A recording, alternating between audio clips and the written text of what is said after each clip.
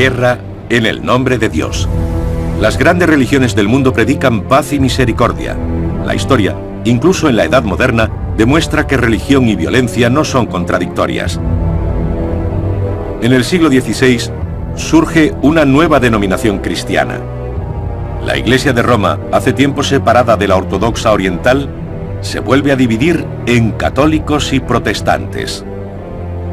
Y en el nombre de Cristo se enfrentan en el conflicto más sangriento que ha conocido Europa.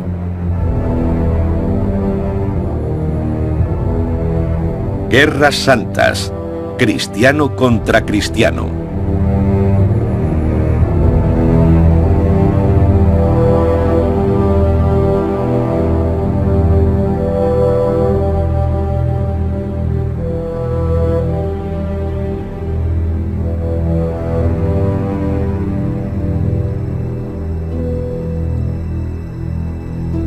Europa entra en una nueva era, una nueva imagen del mundo, el Renacimiento. Todo está en continuo cambio. La astronomía y otras ciencias de la naturaleza, el arte y la arquitectura. El modo de ver el mundo se transforma radicalmente. La perspectiva se convierte en naturalista, realista.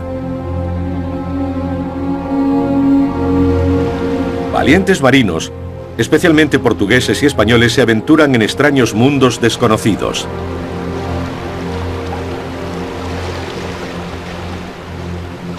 Con nuevos instrumentos de navegación y nuevos mapas, en 1522, Magallanes y Elcano demuestran que el mundo es redondo. Una época de agitación también por cuestiones de creencias. La Biblia, cuyos textos en latín la hacían inaccesible al público general, se convierte en el libro de los libros y un monje alemán insatisfecho cambia el mundo sin querer. Martín Lutero no quiere la reforma, solo pretende reformar. Pero no es eso lo que sucede, es el momento propicio para más. Un nuevo invento, la imprenta, una revolución técnica que posibilita otra espiritual. Was Gutenberg mit der La imprenta de Gutenberg, la impresión mediante tipos móviles, favorece la movilidad y mejora la comunicación hasta límites antes no solo insospechados, sino inimaginables.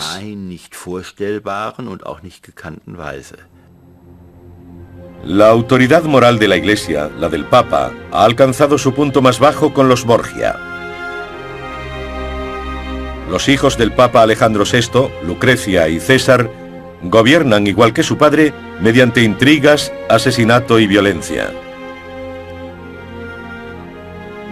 Cuando muere el Papa, estallan manifestaciones de júbilo en las calles de Roma. El fraile agustino Martín Lutero se desespera ante una situación intolerable: la corrupción de la Iglesia. No es un revolucionario, solo un monje medieval, pero es obstinado y lucha contra los problemas teológicos. Con toda probabilidad, él mismo no clava ninguna de sus 95 tesis escritas en latín en la puerta de la iglesia de Wittenberg, a pesar de lo popular que se haya vuelto esa imagen. Después de todo, ¿quién habría podido leerlas? En realidad, se las envió al arzobispo de Maguncia en forma de carta. Seine handschriftlich niedergelegten Thesen gelangen in einer handschriftlichen Fassung nach... Sus ideas llegan a Nuremberg en forma de manuscrito y son traducidas del latín original. Luego, a finales de 1517, son impresas y distribuidas en gran número por todo el imperio.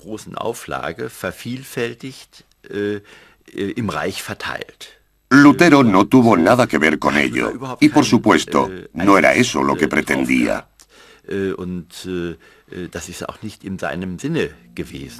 A consecuencia del alboroto, Lutero es excomulgado. En 1521, mediante un rapto fingido, el príncipe elector Federico III de Sajonia esconde a Lutero en el castillo de Warburg, donde traduce el Nuevo Testamento al alemán. Su estilo enérgico tiene una gran influencia en la lengua alemana. Un año después, sus textos son impresos con consecuencias trascendentales. Lutero no fue el primero en traducir la Biblia al alemán. En el siglo XV ya existían traducciones, no recuerdo cuántas, a otras lenguas nacionales, incluido el alemán. Pero la traducción de Lutero, su traducción de la Biblia al alemán, es la única que prospera y se propaga como el fuego. Un fuego que Lutero no quería prender. Sus textos religiosos inspiran una revolución.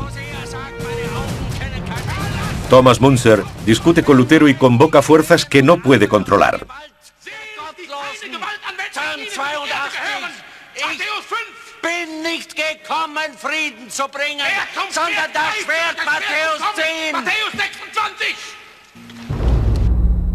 Al principio favorable a los insurgentes, Lutero apela a los príncipes reinantes para que adopten duras medidas contra las hordas de campesinos que se dedican a robar y a matar. No quiere que lo asocien con las brutalidades que cometen. No le gusta Müntzer y no quiere unirse a la revolución.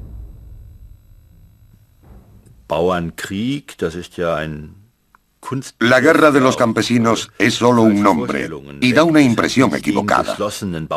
No fue una guerra tal como la entendemos, fue más bien una serie de levantamientos aislados. Las revueltas de campesinos constituyen una tradición en los siglos XIV y XV. Pero los príncipes no reaccionan como pretendía Lutero. Y sufre con la Reforma tanto como ha influido en ella. No tiene control sobre los acontecimientos. La Reforma atrae a fanáticos. Las revueltas contra el poder del clero llegan a todas partes. Los iconoclastas atacan iglesias. En Münster, los anabatistas rigen durante unos meses un estado totalitario. Exigen la propiedad compartida de los bienes y la prohibición del matrimonio. Cuando se aplasta la rebelión, los cadáveres de los cabecillas son expuestos en jaulas. La Reforma se extiende por toda Europa, dividiéndola en diferentes facciones. Zwinglio en Zúrich, Calvino en Ginebra. Incluso Escocia tiene su propio héroe local en la persona de John Knox.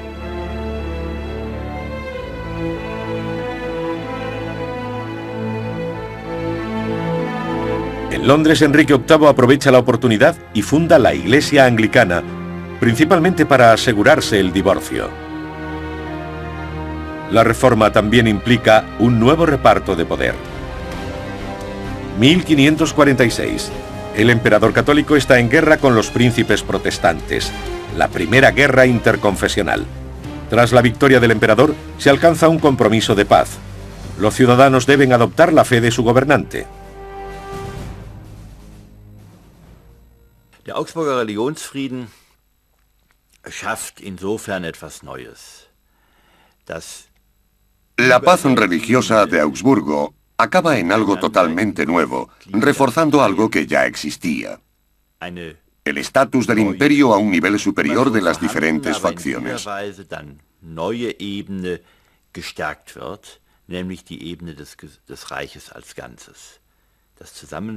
Un nivel en el que el rey y el Estado imperial trabajan juntos como árbitros supremos, responsables de salvaguardar la paz y la ley del imperio. In der Funktion eines Schiedsrichters dann dafür verantwortlich, den Frieden und das Recht im Reiche zu wahren und zu schützen. ¿Paz entre los cristianos? Un terrible error. Francia, 1572. La matanza del día de San Bartolomé. Se intenta formalizar un matrimonio real entre las distintas fes para instaurar la paz. Pero se produce una traición. Decenas de miles de hugonotes protestantes reunidos para la boda son asesinados por católicos. Cristiano contra cristiano. Las facciones vuelven a estar en guerra. Se trata de religión, pero también de poder. La nueva fe religiosa es un medio muy oportuno para que príncipes ambiciosos puedan dar rienda suelta a su avidez de dominio contra el emperador, los reyes y la iglesia. Entonces, en 1618, tiene lugar el preludio de una catástrofe europea. La defenestración de Praga. En realidad, la segunda. ¿Protestantes contra católicos? Sí, también. pero sobre todo se trata de una larga lucha de poder. La revuelta de los estados contra el emperador es una tradición bohemia. En esta ocasión eligen inmediatamente a su propio rey. Der Erfolg des Fenstersturzes wird für uns greifbar. El éxito de la defenestración de Praga se entiende mucho mejor leyendo el Acta de Confederación Bohemia de 1619. Se trata de un documento mediante el cual el Estado bohemio define lo que quiere respecto a lo que posteriormente llamaremos Estado. No abolen la monarquía, ya que necesitan un rey para legitimar su posición. Pero limitan su papel a tal extremo que en el concepto de Estado corporativo, como lo define la nobleza bohemia, no es más que un maestro de ceremonias.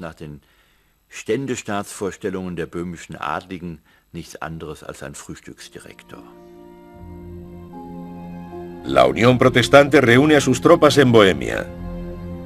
Se hacen alianzas. Maximiliano de Baviera pide ayuda a la Liga Católica para luchar. Viena.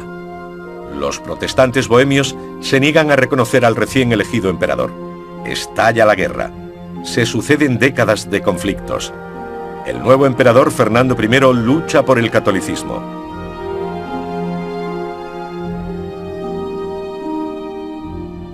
Wallenstein, un brillante general y comerciante. Por el momento no existe nada parecido a un ejército nacional.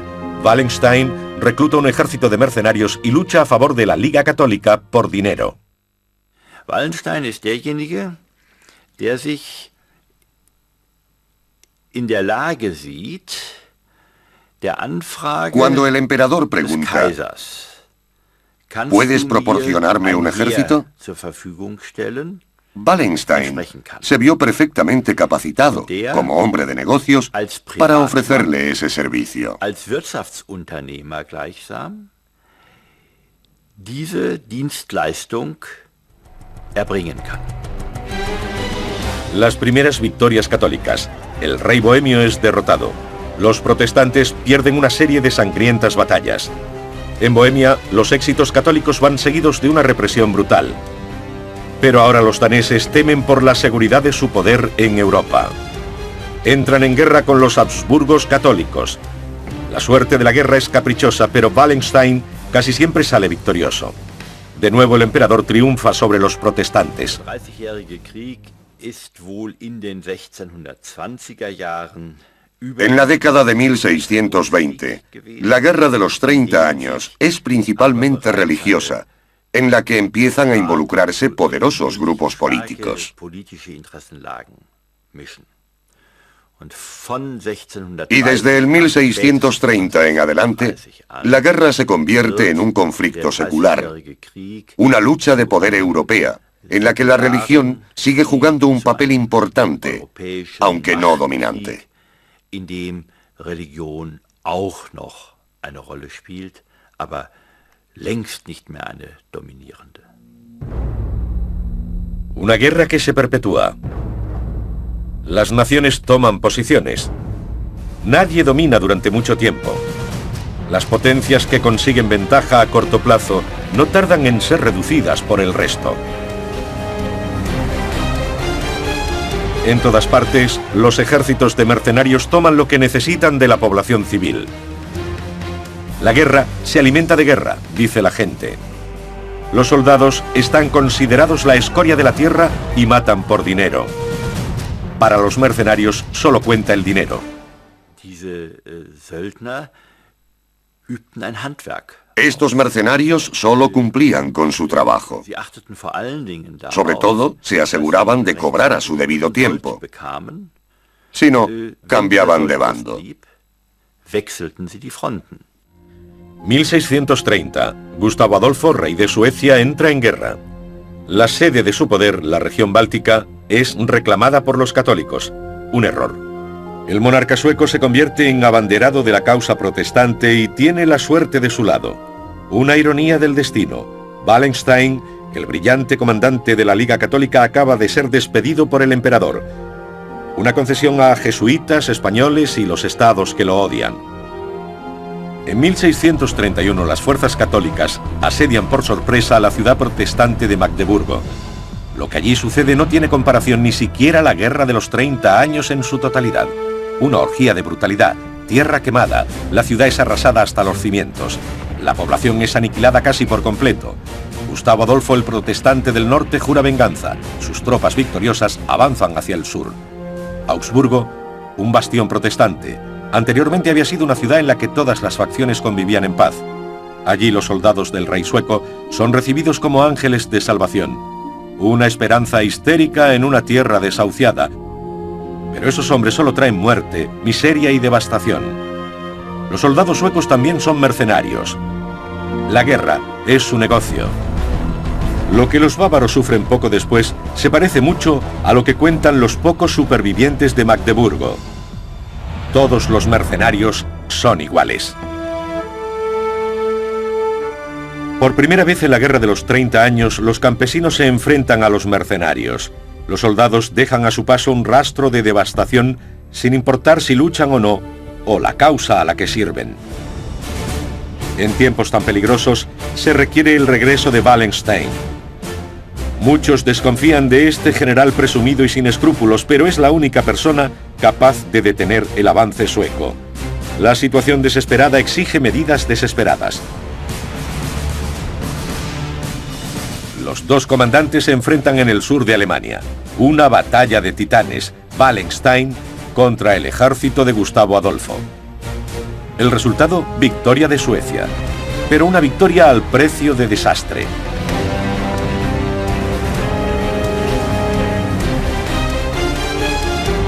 Gustavo Adolfo muere en la batalla de Lützen.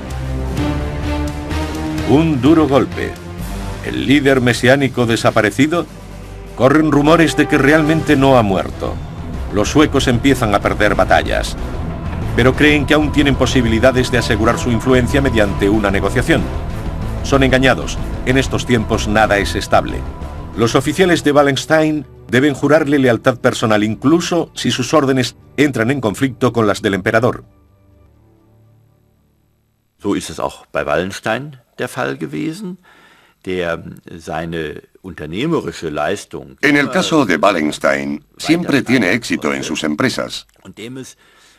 Pero en realidad para él no era tan importante el dinero como, por ejemplo, convertirse en duque de Mecklemburgo.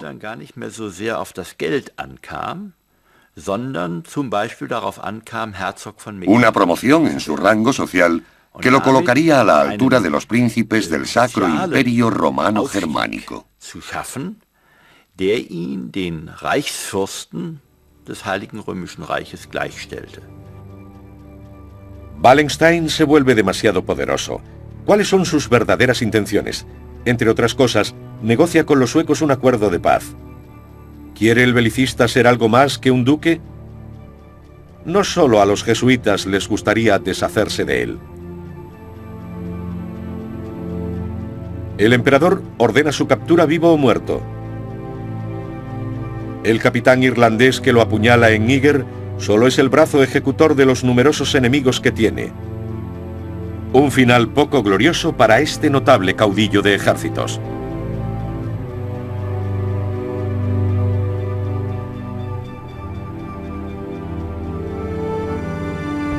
La guerra continúa. Al principio la dinastía Habsburgo apoya la guerra para asegurar su dominio. Pero ahora, la lucha es para prolongar su estancia en el poder.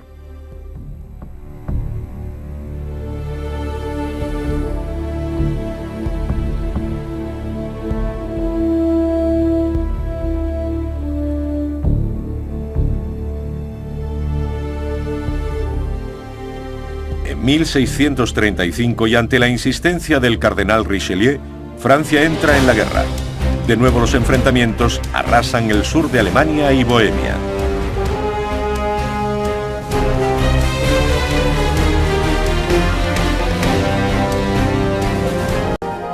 Hasta 1648 la gente no empieza a hartarse de tanta carnicería. Suecia y Francia, las potencias restantes, garantizan el fin de las hostilidades. Se firma la Paz de Westfalia. se basa en el antiguo documento de la paz religiosa de Augsburgo de 1555. Tras 30 años de guerra, una verdad amarga, empezar de cero.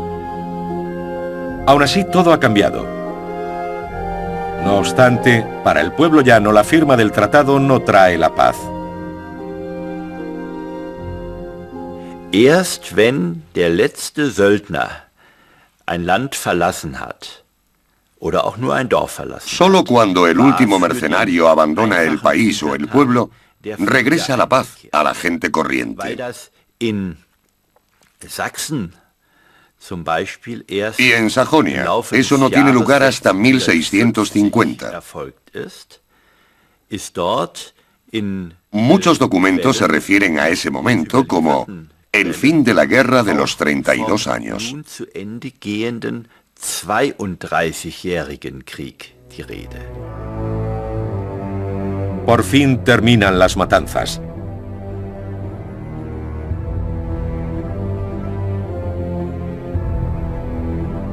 El coste de la guerra, la destrucción de un continente. El conflicto por la interpretación del cristianismo lleva a una orgía de crueldad que pone a los seres humanos al borde del abismo. La visión del mundo cambia para siempre. Símbolo de ello es el árbol de la horca, en el que se cuelga incluso a camaradas heridos, inservibles como soldados. Por primera vez hay algo parecido a un reportaje de guerra. Despiadado, brutal, realista. Der 30-jährige Krieg hat die Menschen seit der Mitte des 17. Jahrhunderts immer wieder. Desde mediados del siglo XVII, la guerra de los 30 años no ha dejado de ser objeto de interés, porque abarca una inimaginable variedad de crueldades. Konfrontiert worden sind. Lo que la gente vivió en aquella época quedó plasmado en escritos e ilustraciones posteriores que no muestran inhibición alguna a la hora de describir la crueldad, con todos sus detalles escabrosos. Para la población civil, la presencia de la soldadesca, sin importar bajo qué bandera sirva, significa miseria y muerte. Los mercenarios cogen todo lo que quieren. Las tropas merodeadoras arrasan la tierra incluso donde no hay combates. No hay piedad ni compostura. Dieser Krieg wird als ein grausames Ereignis wahrgenommen. Esta guerra se considera un suceso terrible, una especie de desastre natural que arrasa pueblos enteros y contra el que no hay protección posible.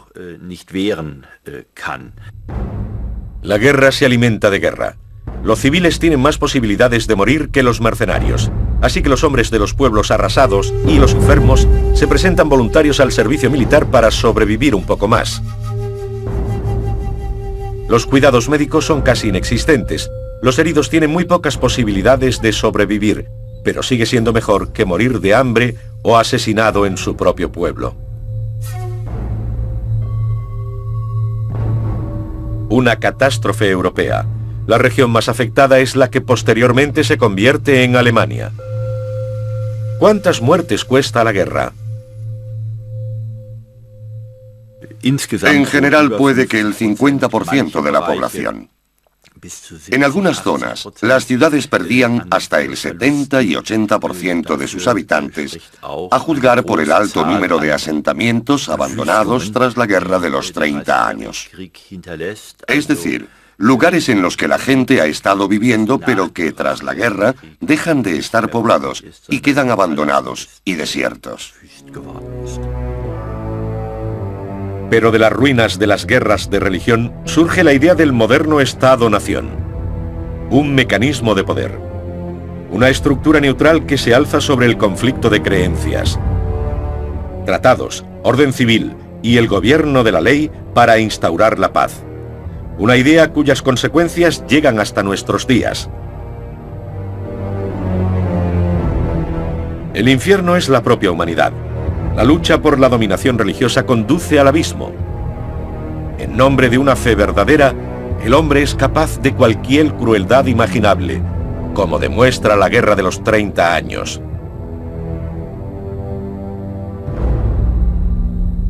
Por naturaleza, el hombre es, y siempre ha sido, avaricioso, egoísta y cruel. Solo una fuerte represión lo obliga a mantener la paz. El hombre es un lobo para el hombre, escribe el filósofo inglés Thomas Hobbes. Hobbes zieht daraus die Konsequenz, dass der Mensch zu Hobbes concluye que para que el hombre pueda vivir en condiciones de coexistencia pacífica, debe ser sometido a una disciplina. Debe ser controlado en todos los aspectos de su vida por un poder. Un poder que solo puede ser ejercido por el Estado.